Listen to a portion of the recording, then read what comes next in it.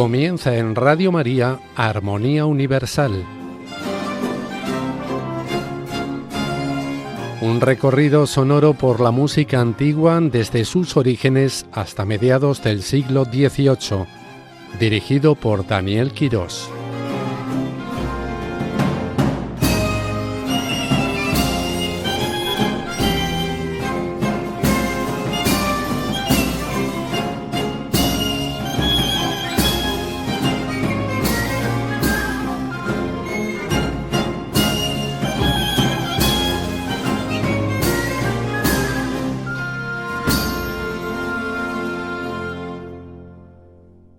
Bienvenidos un lunes más a Armonía Universal, a su espacio dedicado a la música antigua aquí en Radio María.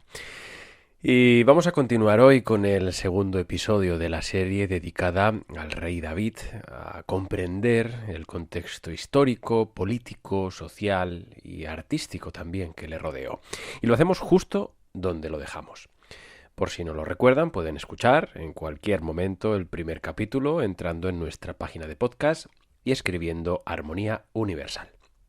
Pues bien, acabamos hace 2 semanas escuchando una reconstrucción del Salmo 62 por Susan Haig van Toura, una musicóloga que afirmaba haber descubierto cómo descifrar la música del Antiguo Testamento basándose en la idea de que los teamim, una serie de marcas de cantilación en la Biblia hebrea, pues no eran otra cosa que una especie de notación musical. Y para entrar un poco en materia, vamos a escuchar otra de las piezas de esta musicóloga que reconstruyó, entre comillas, como puede ser el Salmo davídico número 23, que dice así: «El Señor es mi pastor, nada me falta, en verdes praderas me hace recostar, me conduce hacia fuentes tranquilas y repara mis fuerzas. Me guía por el sendero justo, por el honor de su nombre. Aunque camine por cañadas oscuras, nada temo, porque tú vas conmigo. Tu vara y tu cayado me sosiegan. Preparas ante mí una mesa, enfrente de mis enemigos. Me unges la cabeza con perfume y mi copa rebosa. Tu bondad y tu misericordia me acompañan todos los días de mi vida, y habitaré en la casa del Señor por años sin término».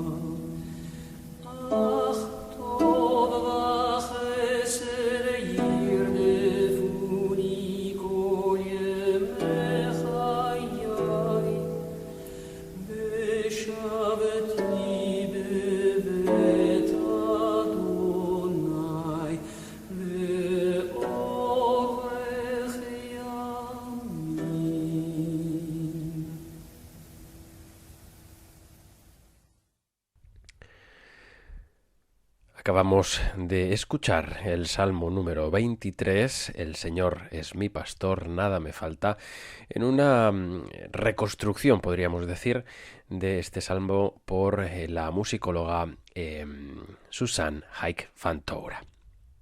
Y bien, a lo largo del pasado episodio ya habíamos confirmado la existencia histórica del rey David, a raíz, eso sí, de la arqueología. Y es más, estelas como las de Teldán o la de Mesa hacen referencia directa, con estas mismas palabras, a la casa de David. Y claro, encontrado en un contexto, en un tiempo y en un lugar concreto, que no es otro que el del antiguo reino de Israel, no deja lugar a dudas. Sin embargo, queda mucho por demostrar.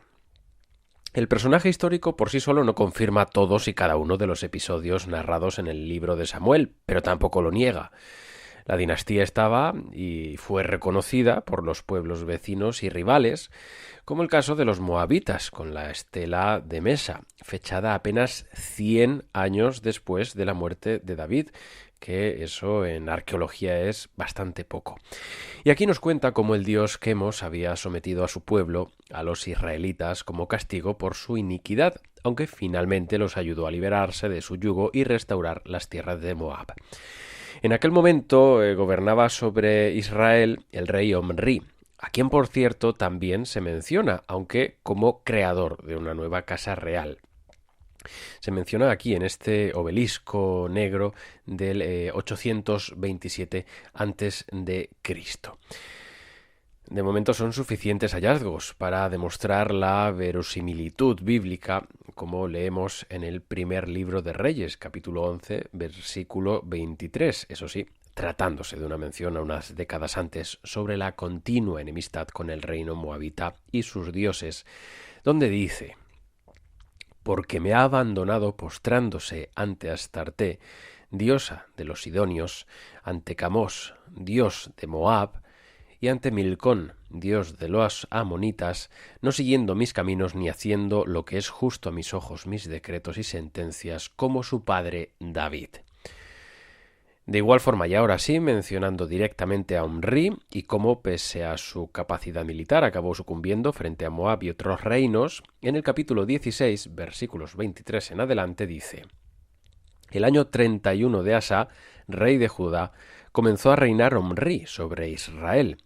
Reinó 12 años, 6 en Tirsa. Compró a Semer la montaña de Samaria por 2 talentos de plata, la fortificó y en lo alto construyó una ciudad a la que puso por nombre Samaria, por el nombre de Semer, dueño de la montaña. Obró Omri el mal a los ojos del Señor y actuó peor que cuantos le precedieron. En todo siguió el camino de Jeroboam, hijo de Nebat, y los pecados que éste hizo cometer a Israel, irritando con sus ídolos al Señor, Dios de Israel. El resto de los hechos de Omri, cuanto obró y sus éxitos militares, no está escrito en el libro de los anales de los reyes de Israel. Omri se durmió con sus padres y le dieron sepultura en Samaria. Le sucedió en el trono su hijo Ahab. Ya vemos que la arqueología poco a poco se va reconstruyendo, va hilando todas estas historias del Antiguo Testamento. Una luz, desde luego, verdadera. Y aquí, en este último descendiente, Ahab, también encontramos cómo sufrió el castigo divino con su muerte y la de casi toda su descendencia por culpa de la reina consorte, Jezabel, y de su hija. Curiosamente, sobre esta última, y ahora pasamos a la parte musical, Atalía, Händel escribió uno de sus más notables oratorios, del que nosotros vamos a escuchar el aria y coro del primer acto, que comienza diciendo: tiranos sombríos, os detestamos. Lo vamos a escuchar en una grabación del contratenor James Bowman junto a la Academy of Ancient Music y Christopher Hogwood a la dirección.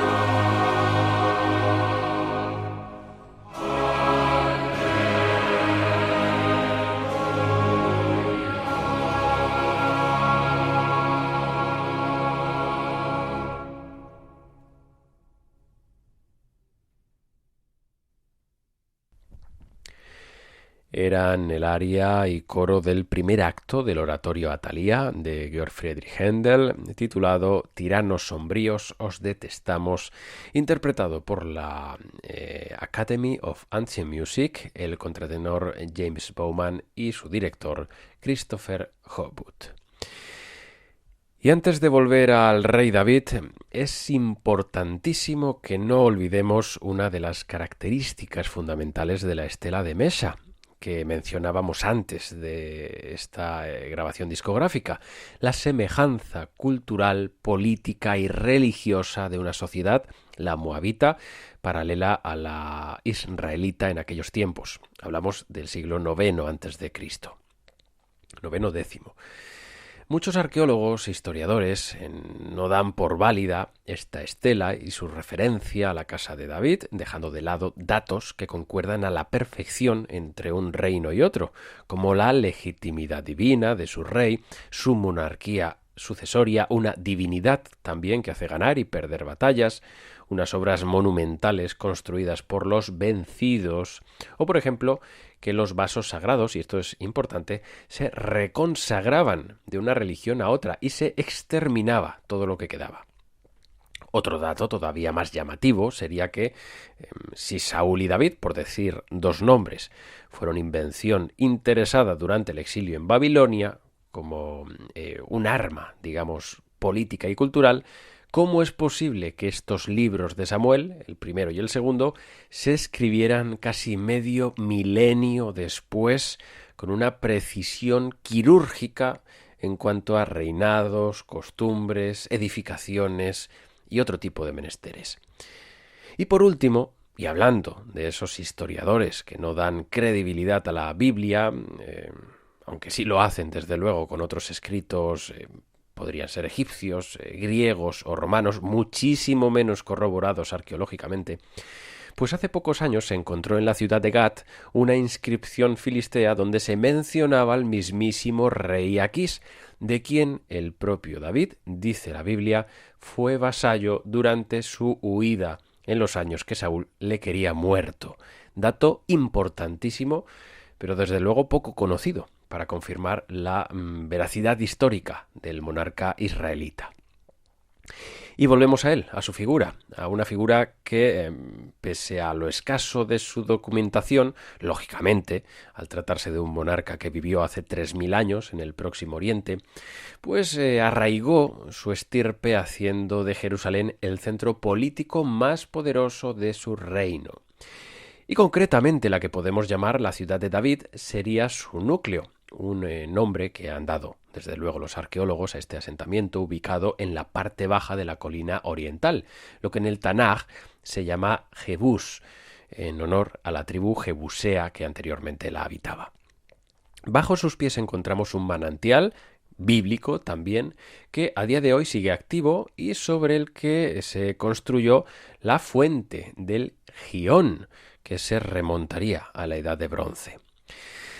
Tenemos hasta la actualidad decenas de dataciones para trazar la historia de la ciudad en época davídica y salomónica antes y durante la construcción del primer templo, del que no caben dudas de su veracidad. Concretamente en estos siglos, en los 12, 11 y 10 a.C., existen numerosos proyectos arquitectónicos a lo largo y ancho de toda la urbe. Algunos fueron destruidos o restaurados tras el gran terremoto que sufrió toda aquella zona levantina en torno al año 750 a.C. Por citar uno de estos descubrimientos, vamos a tomar el de la Universidad de Tel Aviv, junto al Instituto Weizmann de Ciencias y a la Autoridad de Antigüedades de Israel, que vinculan estos hallazgos con eventos bíblicos. Según estas entidades, la ciudad ya presentaba un asentamiento importante y una actividad constructiva que hace pensar que esta ciudad se convirtió en la capital israelita durante el reinado de David. Y es que han sido más de 100 dataciones por carbono 14 en 4 áreas diferentes, tanto de restos orgánicos, semillas de uva, huesos de dátiles, esqueletos de murciélagos, como también de cerámicas. Así, las posturas de historiadores que descartaban el desarrollo poblacional quedan obsoletas. Por otra parte, solo una ciudad próspera podía expandirse hacia el monte Sión, al oeste, durante el reinado de Joás en tan poco tiempo, algo que antes se pensó en época de Ezequías, un siglo después. También esto explicaría que el crecimiento demográfico no sería por la llegada de refugiados, sino por un asentamiento natural, de padres a hijos, como resultado de una consolidación política y económica. Y en torno a este mismo descubrimiento se relaciona la muralla hallada en la ladera oriental, que no sería construida por Ezequías, sino por Uzías, y que vinculamos directamente ahora sí al pasaje bíblico que menciona al propio Uzías en el segundo libro de Crónicas, capítulo 26, versículos del 9 al 15, como quien construyó y fortificó torres en Jerusalén, sobre la puerta de la esquina y la puerta del valle y en el ángulo del muro. También Uzías construyó torres en el desierto y cavó un gran número de pozos, pues tenía mucho ganado, agricultores, viñadores que trabajaban en las montañas y en los valles. De nuevo se reubican cronológicamente elementos militares que sólo podrían deberse a una ciudad erigida y engrandecida por David. Les aviso que no vamos a desvelar desde luego todos los descubrimientos ahora mismo, porque tenemos aún 2 programas por delante para continuar esta serie especial dentro de Armonía Universal dedicada al rey David. Lo que sí vamos a hacer es volver a la música, porque nos esperan ya el propio rey, aún sin corona, y el príncipe heredero e hijo del anterior rey Saúl, Jonatán, en un dúo y coro magistrales del quinto acto, cuarta escena de la tragedia lírica titulada David y Jonatán, compuesta por Marc-Antoine Charpentier, a partir del libreto en francés del padre François de Paul de Bretonnet. Una obra estrenada en el colegio jesuita Luis el Grande en París el 28 de febrero de 1688. Nosotros vamos a quedarnos con esta grabación de la soprano Colette Alliot-Lugas, el contratenor Paul Svut, el coro infantil de la Ópera de Lyon, la orquesta barroca del Festival Inglés de Bach y Michel Crawford a la dirección.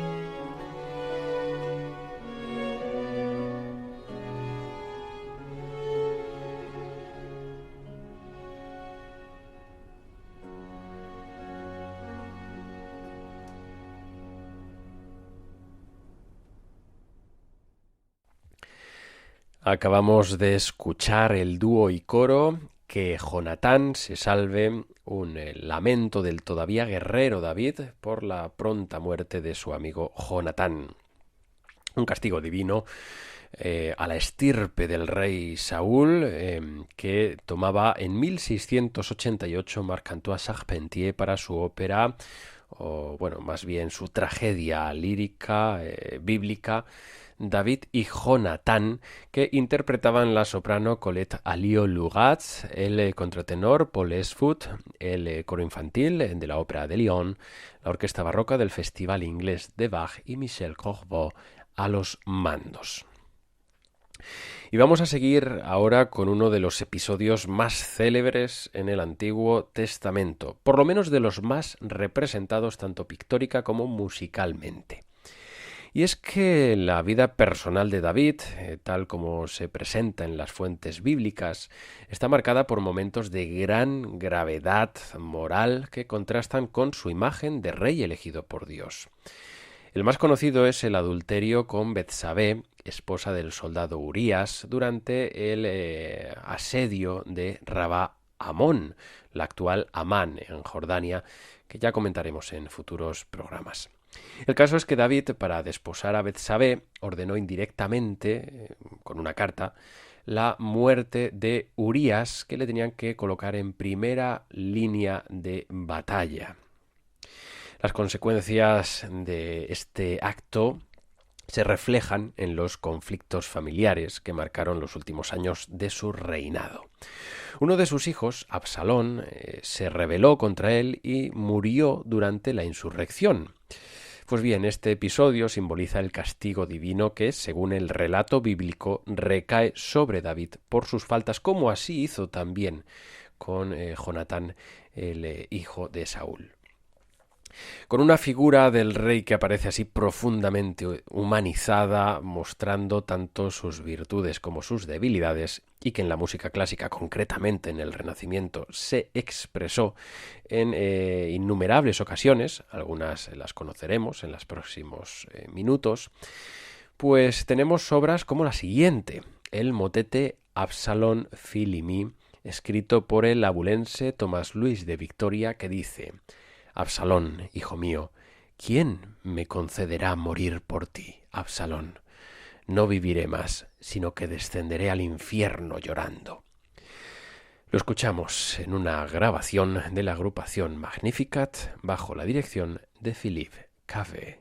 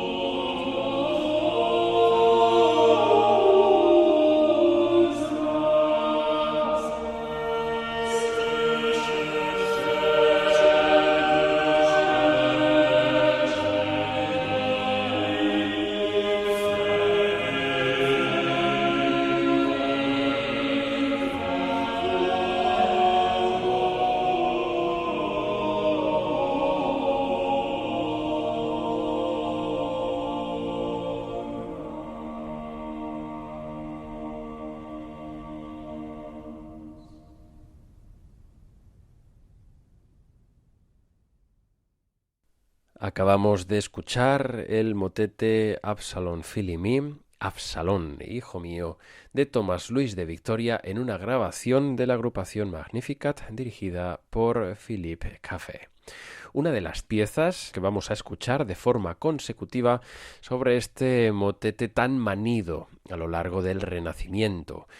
La siguiente versión, con otro título, en este caso Plansicht David Rex Absalon, es una pieza, un motete a doble coro, y lo encontramos en el Opus Musicum, el volumen tercero de Jacobus Gallus, y nos llevará directamente hasta la iglesia Jana Zabraldi en la ciudad de Praga en el año 1587. Allí se encontraba trabajando como organista este compositor esloveno Jacobus Gallus. Lo escuchamos con los madrigalistas de Praga y Miroslav Venhoda a los mandos.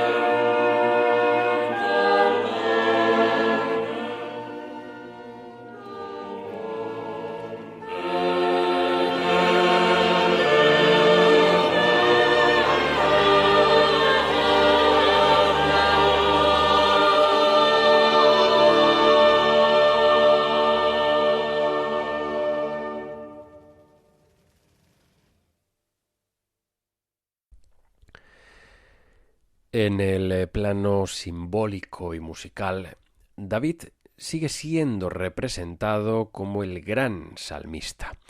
Los salmos, atribuidos tradicionalmente a su autoría, no lo son todos desde luego, constituyen uno de los pilares fundamentales de la espiritualidad judía y cristiana.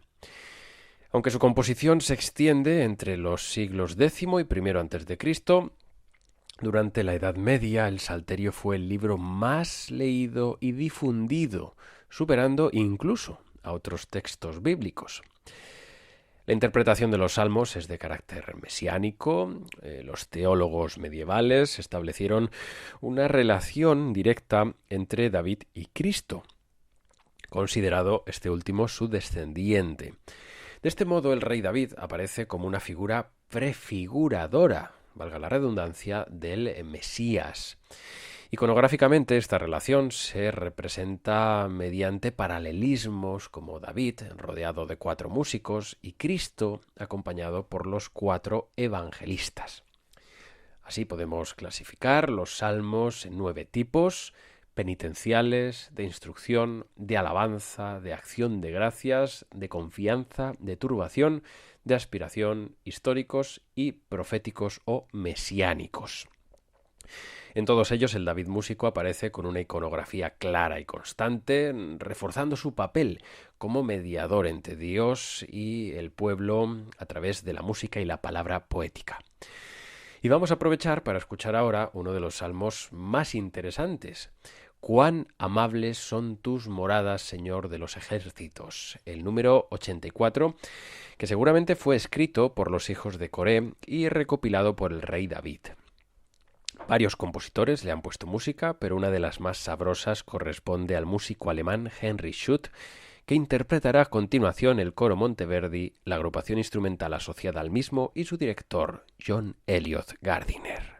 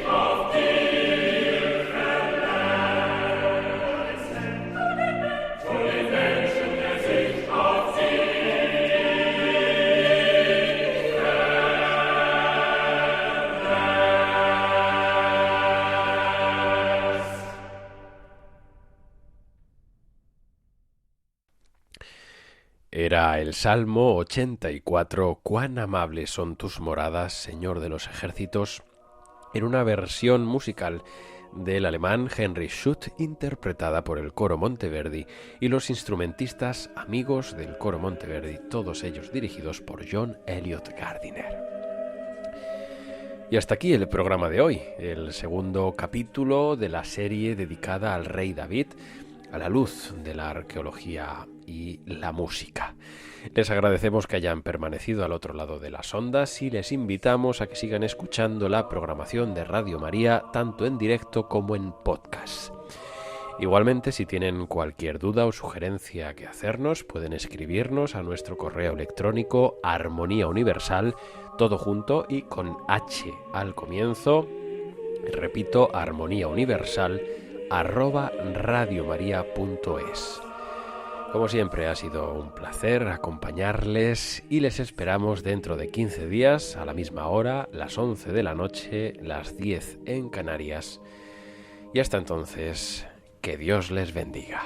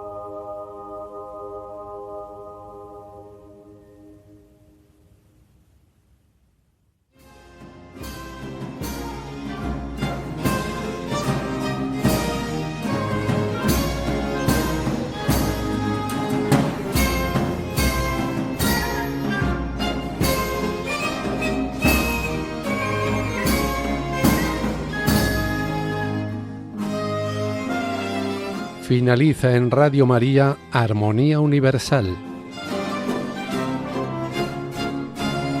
Un recorrido sonoro por la música antigua desde sus orígenes hasta mediados del siglo XVIII, dirigido por Daniel Quirós.